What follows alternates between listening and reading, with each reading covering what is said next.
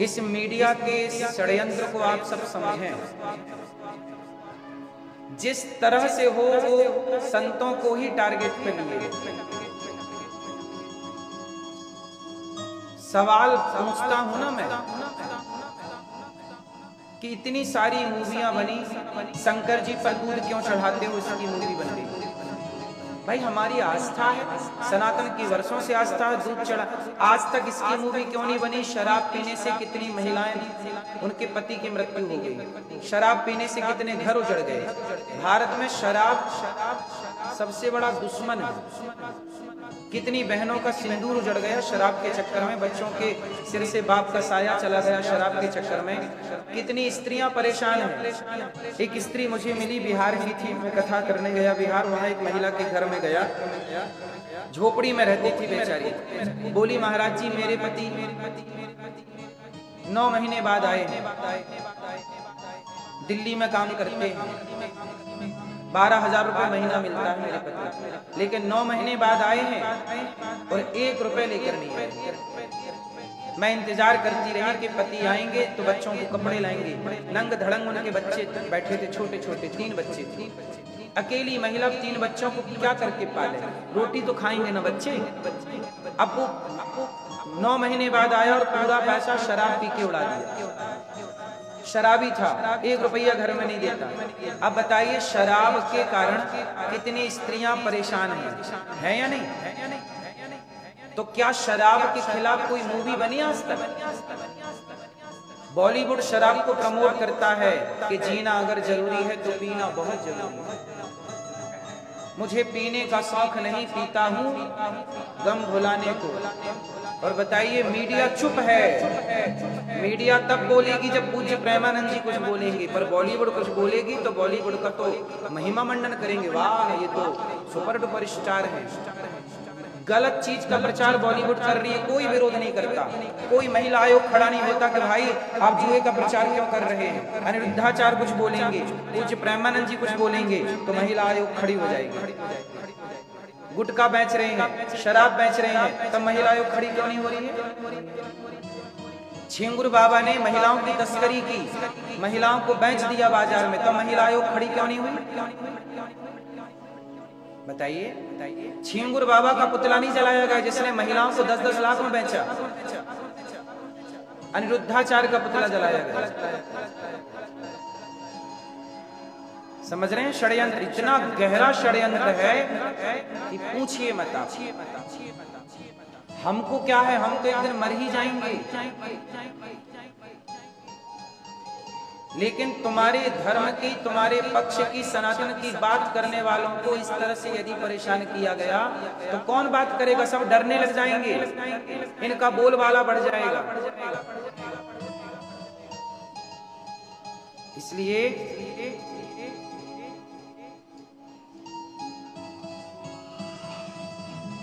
सनातन धर्म को बचाना हम सबकी परम जिम्मेदारी है।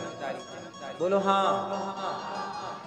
शंकर जी पर दूध चढ़ाना सही है कि गलत है। शराब पीना सही है कि गलत है।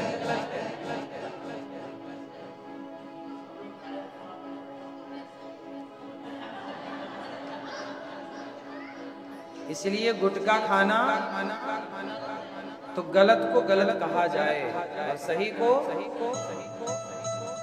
बोलो हाँ कि ना।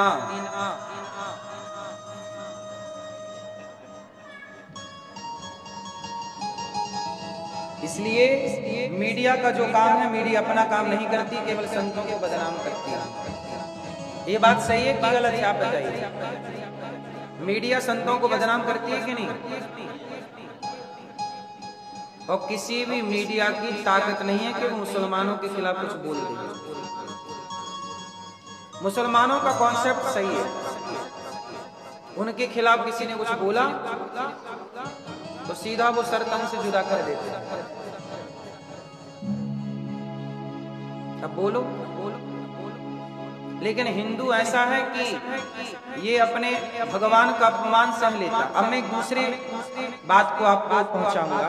भगवान श्री कृष्ण ने गिरिराज जी को स्थापित किया और भगवान ने गोवर्धन की लीला के बाद सारे ब्रजवासियों को, नंद बाबा को वरुण देवता लेकर गए, बाद में वरुण लोक से उनको लेकर आए। इसके बाद भगवान ने सारे ब्रजवासियों को वैकुंठ का दर्शन कराया। भागवत जी की कथा है कि भगवान ने सारे ब्रजवासियों ने कहा कि लाला मैंने सुने कि तू भगवान है, तू कृष्ण है। तो कन्हैया बोले कि लाला मैं भगवान हूँ, बोल करेगो का? अरे लाला का करेंगे, बस तेरे दर्शन करेंगे, बस एक बार तेरे वैकुंठ की देखने की इच्छा है। तो लाला वैकुंठ को दर्शन कराए दे। तो भगवान बोले चलो तुमको वैकुंठ को दर्शन कराऊं। किसका दर्शन कराऊं? वैकुंठ का। अब वैकुंठ का दर्शन कराने के लिए भगवान को लेकर के सबको लेकर गए। और जब वैकुंठ में भगवान ने सबको दर्शन कराया तो क्या हुआ? ब्रजवासियों ने कहा लाला हमें वैकुंठ अच्छो नहीं लगे, हमें तो वृंदावन ही अच्छो लगे। या वृंदावन से अच्छो वैकुंठ ना है। धन्य है ये वृंदावन जहाँ वैकुंठ भी फीका है वृंदावन के आगे। धन्यम वृंदावनम तेना भक्तिर नृत्यति यत्र च। इसलिए वृंदावन की महिमा प्यारे कोई ना जाने, प्रेम नगरिया मनमोहन की पहचाने। धन्य है ये वृंदावन जहाँ की महिमा अद्भुत। वृंदावन के वृक्ष को मर्म न जाने कोई, और डाल डाल और पात पात में राधे राधे होए। धन्य है ये वृंदावन जहाँ के संत जन तप। वृंदावन में जितने भी संत हैं ये सब तपस्वी हैं जिन्होंने आकर के धाम में वास पाया। ब्रजवासी बड़े तपस्वी हैं जिन्होंने वृंदावन में जन्म लिया है। वृंदावन में बिहारी जी ने यदि आपको रखा है तो समझ लो कि भगवान की आप पर कृपा नहीं, विशेष कृपा। तो ये वृंदावन की महिमा सामान्य व्यक्ति नहीं जान सकता। जान सकता सामान्य व्यक्ति क्या जाने कि वृंदावन की धूल की महिमा क्या है, वृक्षों की महिमा क्या है, वहां की तुलसी की महिमा क्या है। अरे वृंदावन के तो कुत्ते भी पुण्यशाली हैं कि धाम का वास उन्हें कुत्ते के रूप में प्राप्त हुआ। इसलिए वृंदावन सो वन नहीं, नंदगाम सो गांव, बंसी वट सो वट नहीं, कृष्ण नाम सो नाम। कृष्ण जैसा कोई नाम नहीं और वृंदावन जैसा कोई धाम नहीं। आज सारे ब्रजवासी पुनः वृंदावन आए और भगवान ने सबको दर्शन कराया अपने वैकुंठ का वृंदावन। आज भगवान ने यमुना के किनारे बांसुरी बजाई। भगवान पिता रात्रि शरदोत्फुल्ल मल्लिका, वीक्षरन्तुं मनश्चक्रे योगमायाश्रितः।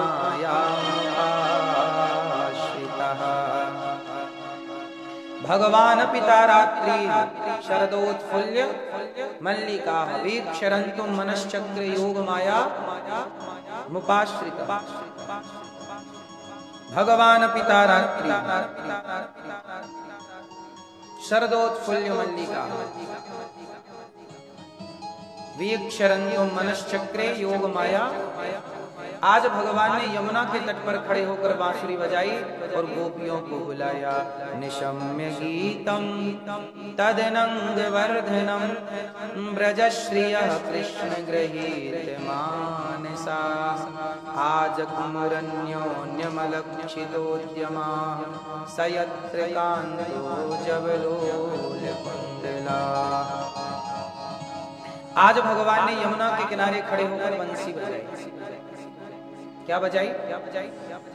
गजब की बांसुरी बजती है वृंदावन बसैया की, करूं तारीफ मुरली की या मुरली के बजैया की। जहाँ चलता ना काम तीर और कमानों से, वहाँ बातें होती मुरली के तानों से। गजब की बांसुरी बजती है वृंदावन बसैया की, करूं तारीफ मुरली की या मुरली के बजैया की। आज बांसुरी बजी, गोपियों को बुलाया, राधा, ललिता, विशाखा, चंपकलता, तुंग विद्या, सुदेवी, सारी गोपियों का नाम ले लेकर के श्री कृष्ण ने पुकारा। आज भगवान ने सबको बुलाया, काय के लिए बुलाया? रास। आज भगवान क्या रचाएंगे? क्या रचाएंगे?